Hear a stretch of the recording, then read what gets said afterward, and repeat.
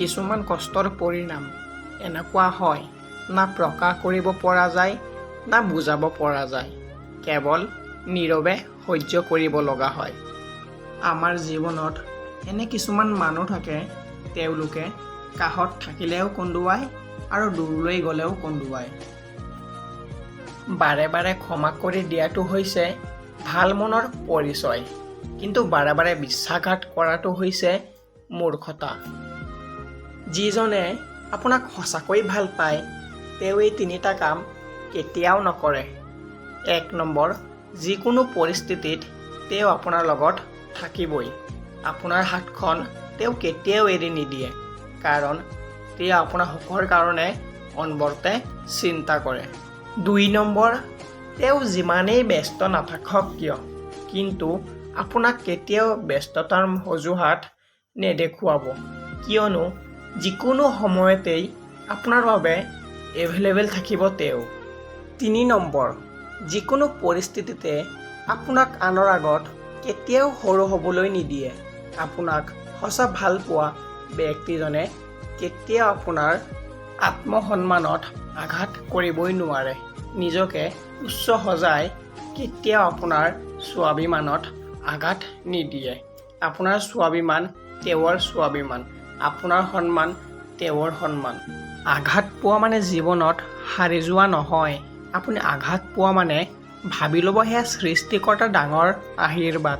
সেই আঘাতৰ পৰা কেৱল দুখক নহয়, যদি সেই শিক্ষাটো কামত লগাই আপুনি আগুৱাই গৈ থাকে, তেনেহ'লে আপুনি আপোনাৰ জীৱনটোক লৈ এটা সময়ত গৌৰৱবোধ কৰিব আৰু ক'ব, জীৱনটো সুন্দৰকৈ গঢ়ি তুলিবৰ বাবে এটা বিশাল আঘাতেই যথেষ্ট।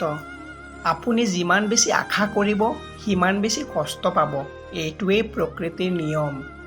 জীৱনত সুখী থকাৰ ৭টা উপায় হ'ল: ১ নম্বৰ, ইনকাম কৰক, কাৰণ জীৱনত উপযুক্ত জীৱন এটা পাৰ কৰিবলৈ হ'লে টকা বহুত প্ৰয়োজনীয়। আনৰ ওপৰত ভৰসা নকৰি নিজে ইনকাম কৰিবলৈ শিকক। ২ নম্বৰ, মায়ামোহ ত্যাগ কৰক, কাৰণ মায়াত বিলীন হৈ যোৱা মানেই ধ্বংস হৈ যোৱা, গতিকে মায়া ত্যাগ কৰক। ৩ নম্বৰ, অতিৰিক্ত আশা কৰিবলৈ এৰি দিয়ক। অতিৰিক্ত আশাই মানুহক দুখী কৰে। ৪ নম্বৰ, জীৱনত কি ঘটিছে, কি হৈ আছে, এইবোৰ ভাবি থাকি দুখ কৰি থকাতকৈ হাঁহি ধেমালিত থাকক। ৫ নম্বৰ, নিজকে সময় দিয়ক, নিজৰ ভাল লগা কামবোৰ কৰক। ৬ নম্বৰ, যিয়েই নকওক কিয় নিজকে ক'বলৈ শিকক, একো হোৱা নাই, সকলো ঠিক হৈ যাব। আৰু ৭ নম্বৰ, মিছা ভাল পোৱাৰ পিছত পাগল নহ'ব। যিজন ব্যক্তিৰ ধৈৰ্য আছে, তেওঁ সফলতাৰ পৰা কেতিয়াও বঞ্চিত নহয়। হয়তো সফল হ'বলৈ আৰু অলপ সময় লাগিব। আপুনি কেৱল সিমানখিনিয়েই ঘূৰাই পাব, যিমানখিনি আপুনি দিছে। সেইটো লাগিলে ভাল পোৱাই হওক বা অৱহেলাই। কিছুমান কষ্ট এনেকুৱা হয়, য'ত চকুপানী লুকুৱাই সকলোৰে আগত হাঁহিবলগীয়া হয়।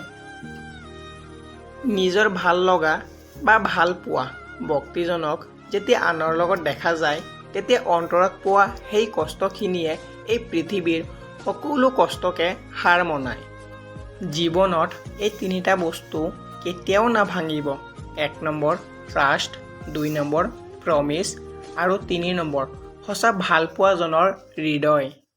যেতিয়া আমাৰ মনে আনৰ কাৰণে ভাল ভাবিবলৈ আৰম্ভ কৰি দিয়ে, ঠিক সেই সময়তে শান্তি আমাৰ জীৱনত প্ৰৱেশ কৰে। কাৰোবাক ভাল পাওঁ বুলি ক'বলৈ সময় নালাগে, কিন্তু সেই ভালপোৱা জীয়াই ৰাখিবলৈ গোটেই জীৱনটো লাগে।